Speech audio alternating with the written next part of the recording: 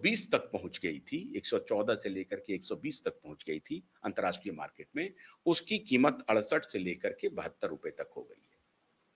आपने देखा होगा कुछ दिन पहले यकायक जो है एक प्राइवेट कंपनी है नायरा, रोजनेफ्ट करके रशियन कंपनी है, उनकी वो पार्टनर है, 49% स्टेक है रोजनेफ्ट का नायरा में, और बाकी इंडियन काउंटर पार्ट्स हैं, अलग अलग कंपनियां हैं जो उनकी पार्टनर कंपनी है। उन्होंने अपने प्राइस में, पेट्रोल और डीजल की प्राइस में 5 रुपए 3 रुपए करके जबरदस्त कटौती की, और आगे भी कटौती होने वाली है। लेकिन भारत सरकार का जो सरकारी उपक्रम है, तेल उपक्रम है, चाहे इंडियन ऑयल ऑयल कॉरपोरेशन हो या भारत पेट्रोलियम हो, ये सब अभी प्राइस कम नहीं किया है। आपको दिख जाएगा प्राइस कम होने का पूरी तैयारी है। आपको अगले 20-25 दिन में ये प्राइसेस भी घटते हुए दिखाई पड़ेंगे। खेल ये हो रहा था, अंतर्राष्ट्रीय खेल चल रहा था, और अब इसका रिश्ता, अभी बात को समझिए कितना फाइन ट्यून से पूरा जियोपॉलिटिक्स बदल रहा है, और उसमें मोदी किस दुचक्र में फंसे थे, और मोदी के लिए पूरी प्लानिंग हो गई थी, लेकिन मोदी ने उस दुचक्र को, वो जो 7 चक्र बनाया था ना, अभिमन्यु तो मारे गए थे, लेकिन मोदी ने 7वां चक्र तोड़ दिया मित्रों, तोड़ दिया। आप हैरान हो जाएंगे। जूलियस असांजे दुनिया के बहुत बड़े इन्वेस्टिगेटिव जर्नलिस्ट हैं। उन्होंने अभी एक ब्रेक किया खबर कि डोनाल्ड ट्रंप इन ग्लोबलिस्ट कबाल से, गैंग से मीलों अहेड अच्छे इंसान है। वो एक्सेंट्रिक हैं, वो कुछ का कुछ बयान दे देते हैं, उनको अपने लिए उनको नोबेल पुरस्कार चाहिए, वो उनको लोग राजा समझें, ऐसा बर्ताव वो करते हैं। But he is not a bad man by heart. ये कौन कह रहे हैं? जूलियस असांजे। और कह रहे हैं कि मैंने उनका जो पूरा निकाला, तो वो जो डर्ट है, जो गंदगी है, जो ग्लोबलिस्ट कबाल के सर पे है ना, वो गंदगी कम से कम डोनाल्ड ट्रंप के ऊपर नहीं है। डोनाल्ड ट्रंप का जो एप्स्टीन फाइल आया सामने, उसमें भी डोनाल्ड ट्रंप की उस तरह की स्थिति नहीं है जो ग्लोबलिस्ट कबाल की है, बिल गेट्स एंड गैंग की है, बाइडेन एंड गैंग की है, क्लिंटन एंड गैंग की है, इंग्लैंड के राजकुमार की है, फ्रांस के राजकुमार से लेकर के बड़े बड़े नेताओं की है, बड़े बड़े प्रोफेसर्स की है। ग्लोबलिस्ट कबाल, उन्होंने कहा कि ग्लोबलिस्ट कबाल, इन ग्लोबलिस्ट कबाल से मीलों अहेड है। वो सोरोस खुद एप्स्टीन फाइल में एप्स्टीन का शागिर्द है। ये सोरोस की बात, जो पूरी दुनिया में डीस्टेबलाइज करने के लिए अमेरिकी डीप स्टेट के साथ खेल करता है, ये जूलियस असांजे का है। तो जिसको हम लोग, डोनाल्ड ट्रंप को जिसको हम लोग एकदम से विलन के रूप में देख रहे हैं, वो असल में विलन नहीं है, ये जूलियस असांजे कह रहा है। असल विलन तो दूसरी तरफ है। और ये जो ग्लोबलिस्ट कबाल है, उनको ये लगा कि ये बड़ा अच्छा मौका है, जब ईरान, इजराइल और अमेरिका का वॉर होगा और एनर्जी डिसरप्शन होगा, और हर एक दुनिया में डीस्टेबलाइजेशन के लिए इससे माकूल माहौल कुछ हो ही नहीं सकता है। प्राइस राइज करेगा, हंगामा करेगा, जनता सरकारों के खिलाफ। ईरान में क्या हुआ? यही तो हो रहा था। ईरान में महंगाई चरम पर गई। पहले वो आंदोलन दिखा कि लोग सड़क पर आए, खमेनी के खिलाफ लोग सड़क पर उतर रहे थे, और जो पुराने राजशाही के लोग थे वो उनके खिलाफ लड़ाई लड़ रहे थे।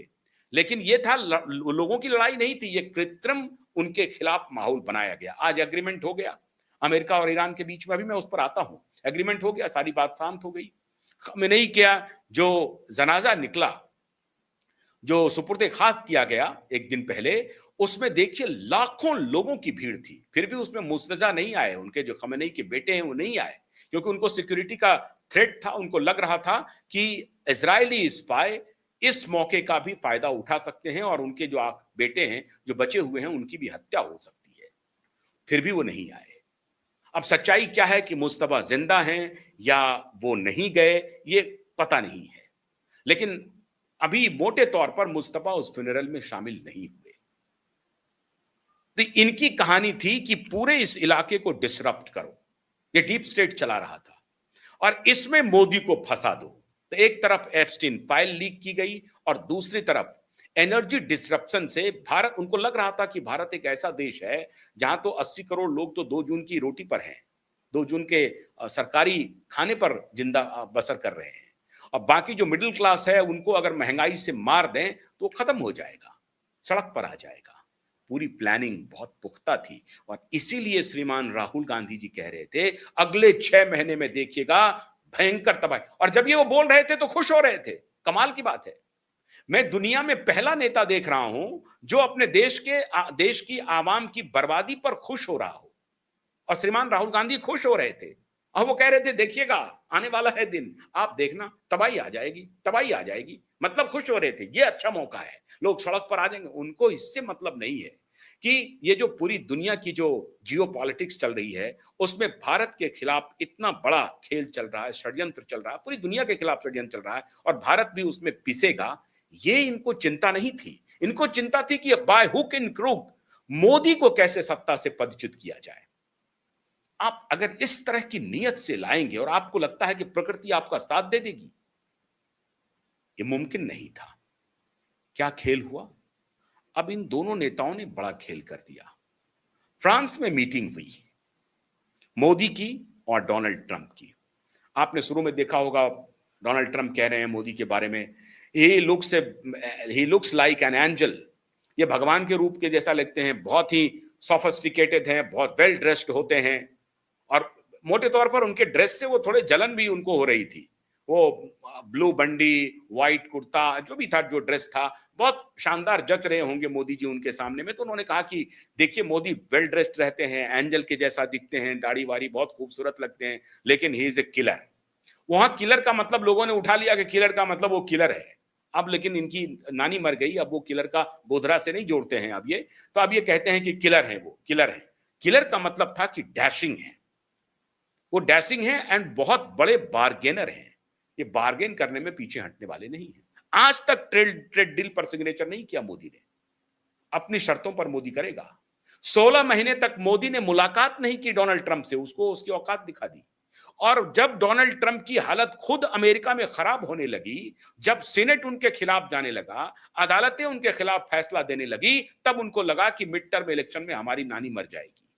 तब वो कदमों पर आकर के गिरे। और जिस G7 का कोई सदस्य नहीं है भारत, उसमें भारत को आमंत्रित किया गया। अकल्पनीय बात है ये। अभी लोग कह रहे हैं कि मोदी तो जाते हैं और अवार्ड खरीद के ले आते हैं। तो चलिए